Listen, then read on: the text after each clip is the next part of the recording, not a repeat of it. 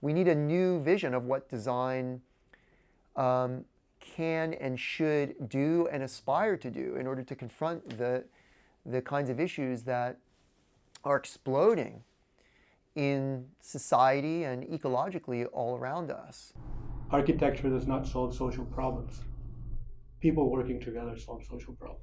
We tend to personify architecture and say that it's doing things and that buildings do things, but in reality, they might facilitate certain things, but people who are doing the things are the people who are living these buildings, who are putting them together, who are transforming them, who are discussing about them. I think it's very important to put the focus not in architecture itself or in architecture as a discipline, but in the actual relations, the social relations that take place in buildings.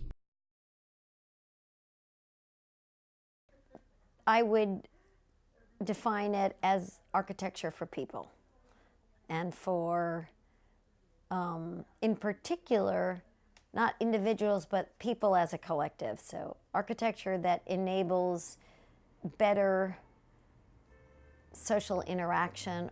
Whatever we do has social implications. Whatever we do is political and has political implications. So we can choose to acknowledge that and be aware of it, and sort of be critical of the kind of design we do, and be aware of who it benefits and what it's for. The architecture that can help solve social problems is one which understands that architecture is just one part of a much larger scheme in which there are many other experts, each of which has to bring in their expertise and their labor and their particular intent for a project to work out. To some degree, it seems to me we also need to ask, is the notion of social responsibility the most enabling basis on which to think about political, economic, and spatial transformation? I think the social has this idea that everybody has to agree.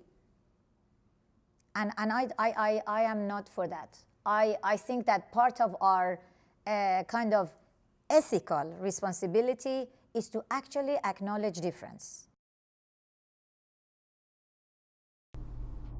There's this recurrent metaphor that I hear of the architect as this director of an orchestra.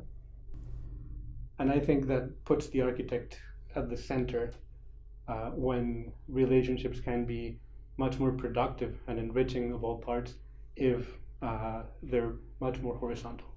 And you have the architect along the policymaker, along the specialist in social processes, along the experts in the local community, all of them sharing a position and a responsibility in the process. It would probably be very productive for design across all the different design disciplines to recognize how much of the politics of space is not reflexively designed, at least by designers. Oftentimes we proceed as if the design disciplines organize the entire world. And that's of course not the case. Change requires, coalitions and time and a lot of hard work on the ground. We can be a resource though, right? Because we do have a certain amount of expertise. We understand zoning and land use and how to make, and building and public space and sort of what works and what doesn't. In a way, it's about finding a good role for us where our expertise is needed by somebody who's trying to do something good. I don't think participatory design is the only way to produce social design. It's one way, and it can be very helpful because it allows you to put yourself in the heads of people in a neighborhood that you're designing for. I don't think it's impossible to do social design in a non-participatory way. I don't think it's impossible. There is no project that is ethical as opposed to projects that are not ethical, for me, okay? You need to be ethical when you're designing for whoever you're designing. And I think that you should always listen to the people that you're designing it for, but you should never do what they ask you to. You should do more. The more people joining together to make a difference, the better. It's not just like Now there's going to be a new firm of social architects that's going to go out there and going to do all these projects, and all of a sudden the field is going to be changed and the city is going to be changed.